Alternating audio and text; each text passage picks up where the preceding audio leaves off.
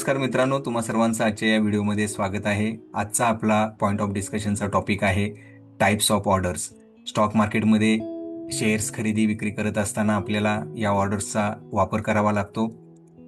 भरपूर वेळा आपण कन्फ्यूज होतो की स्टॉप लॉस ऑर्डर कधी वापरायची, लिमिट ऑर्डर कधी वापरायची. तर याच गोष्टींचा अभ्यास आज आपण करणार आहे. तर आपण सुरुवात करूया. Let's डाईव्ह in. यामध्ये पहिला जो टाईप आहे तो म्हणजे प्राइस रिलेटेड ऑर्डर्स. पहिला जो टाईप आहे तो म्हणजे मार्केट ऑर्डर्स. आता मार्केट ऑर्डर्स नॉर्मली इथे आपल्याला काही करावं लागत नाही, फक्त क्वांटिटी जेवढी आपल्याला परचेस करायची किंवा सेल करायची आहे एवढी आपल्याला टाकावी लागते. आणि जेव्हा आपण मार्केट ऑर्डर टॅबला क्लिक करतो डायरेक्टली ऑटोमॅटिकली आपल्याला जेवढी डिझायर्ड क्वांटिटी बाय किंवा सेल करायची असते ती ऑटोमॅटिकली मार्केट प्राइसला एक्झिक्यूट होऊन जाते. And order to buy or sell a security immediately at the current market price.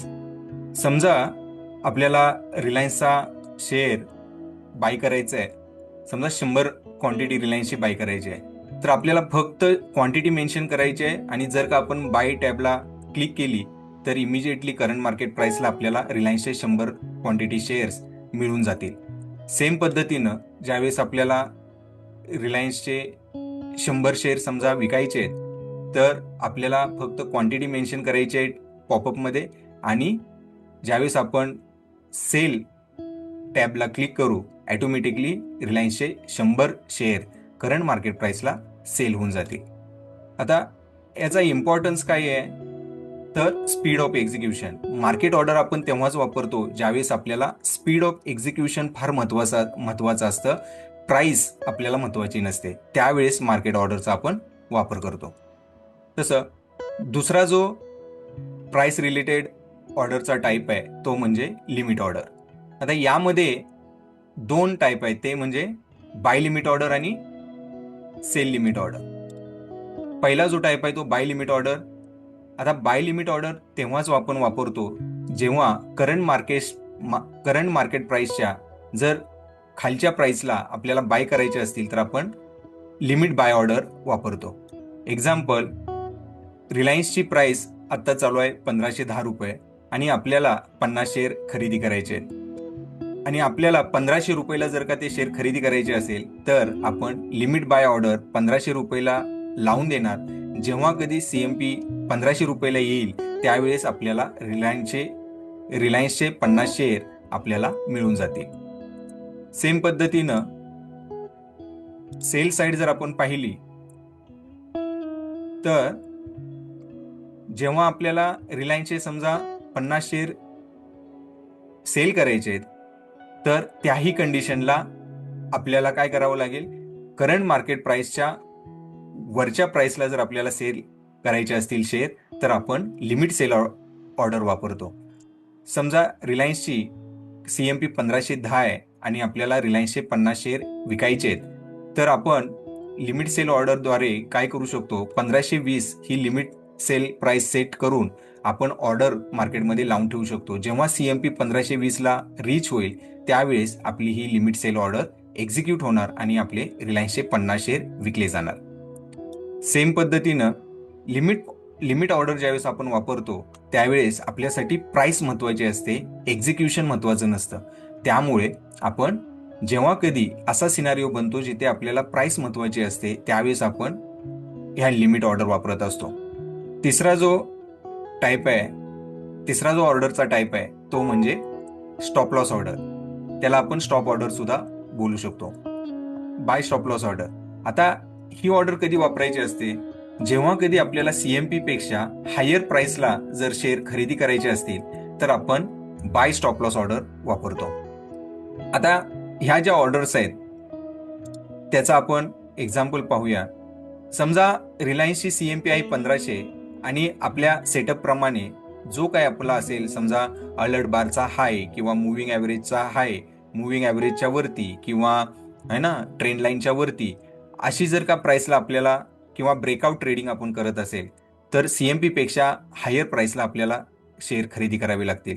तर त्यावेळेस काय करावं लागेल आपल्याला की आपल्याला बाय स्टॉप लॉस ऑर्डरचा वापर करून आपल्याला ऑर्डर सेट करावी लागेल.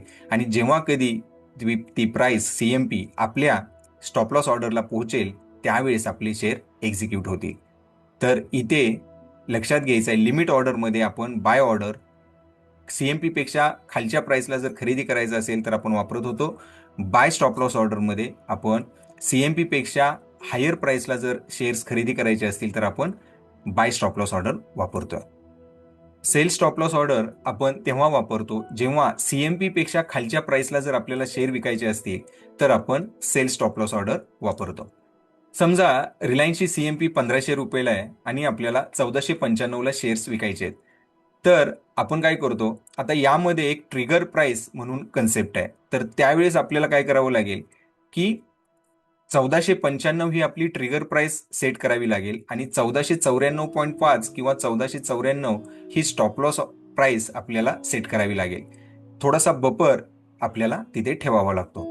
जेव्हा कधी ट्रिगर प्राइस रीच होईल त्यावेळेस आपली ऑर्डर एक्सचेंजला पाठवण्यात येते आणि जेव्हा कधी आपली स्टॉप लॉस ऑर्डर रीच होते त्यावेळेस आपली ऑर्डर एक्झिक्यूट केली जाते. तर अशा पद्धतीनं आपण बाय स्टॉप लॉस ऑर्डर आणि सेल स्टॉप लॉस ऑर्डरचा वापर करू शकतोय.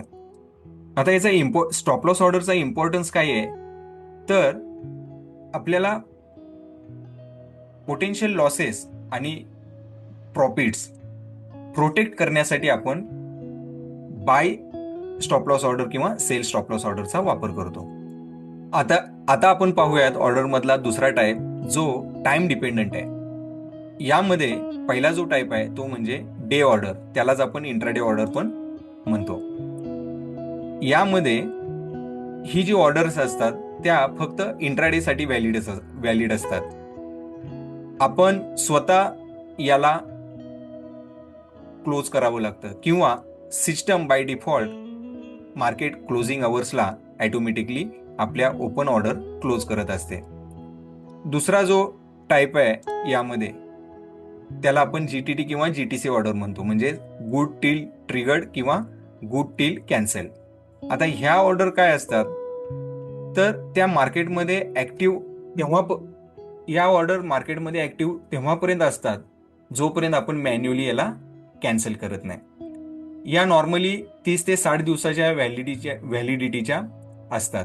पण normally nowadays most of the brokers आपल्याला GTT GTC ऑर्डर अलाउ करत नाहीत. फार रेअरली कोणी करत असावं, परंतु GTT GTC ऑर्डर जास्त प्लॅटफॉर्मवरती अवेलेबल नाही आहे. तिसरा जो टाइम डिपेंडंट ऑर्डरचा टाईप आहे तो म्हणजे cash and carry. Normally he order आपण डिलिव्हरी बेस्ड ट्रेडिंगसाठी वापरतो.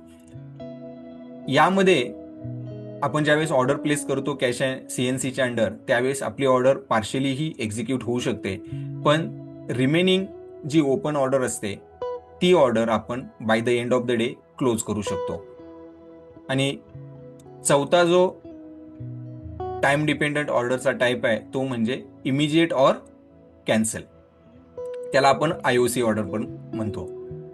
आता इथे काय होतं, ज्यावेळेस आपण ऑर्डर प्लेस करतो अन order that requires any portion of the order that can be filled immediately किंवा टू बी एक्झिक्युटेड, या ऑर्डरचा वापर आपण तेव्हाच करतो ज्यावेळेस आपल्याला certain quantity of shares immediately पाहिजे असतात. आता या ऑर्डरमध्ये जर का ती क्वांटिटी अवेलेबल असेल किंवा नसेल आपल्याला माहीत नसतं, परंतु जी क्वांटिटी अवेलेबल आहे तेवढी क्वांटिटी एक्झिक्यूट केली जाते आणि रिमेनिंग पोर्शन जो आहे क्वांटिटीचा तो कॅन्सल केला जातो. त्यामुळे या ऑर्डरला इमिजिएट ऑर कॅन्सल असं म्हणतात. समजा आपल्याला 100 शेअर रिलायन्सचे खरेदी करायचे आहेत आणि आपण इमिजिएट ऑर कॅन्सल ऑर्डरचा टाईप सिलेक्ट केला. जर का मार्केटमध्ये 50च शेअर्स अवेलेबल असतील तर immediately 50 quantity of shares execute होणार ऑर्डर आणि जी रिमेनिंग 50 क्वांटिटी आपली जी टोटल क्वांटिटी पैकी होती ती ऑर्डर कॅन्सल होणार, म्हणून याला इमिजिएट ऑर कॅन्सल असं म्हणलं जातं. तर अशा पद्धतीनं आपण पाहिलं की मार्केटमध्ये दोन पद्धतीच्या ऑर्डर्स असतात, एक म्हणजे प्राइस डिपेंडंट ऑर्डर्स आणि दुसरी म्हणजे टाइम डिपेंडंट ऑर्डर्स. तर मोस्ट प्रोबेबली महत्त्वाच्या ज्या ऑर्डर्स आहेत, जे आपल्या अंडरस्टँडिंग ज्या फ्रिक्वेंटली आपल्याला वापरावे लागतात, त्या म्हणजे प्राइस रिलेटेड ऑर्डर्स. तुम्हाला जर का काही नवीन गोष्टी या व्हिडिओच्या माध्यमातून जर का माहिती झाल्या असतील, तर तुम्ही कमेंट्सच्या माध्यमातून त्या जरूर इथे मेन्शन करा. तर लवकरच भेटूया अशाच नवीन ज्ञानवर्धक व्हिडिओमध्ये. तोपर्यंत गुड लक आणि गुड ट्रेडिंग. थँक्यू.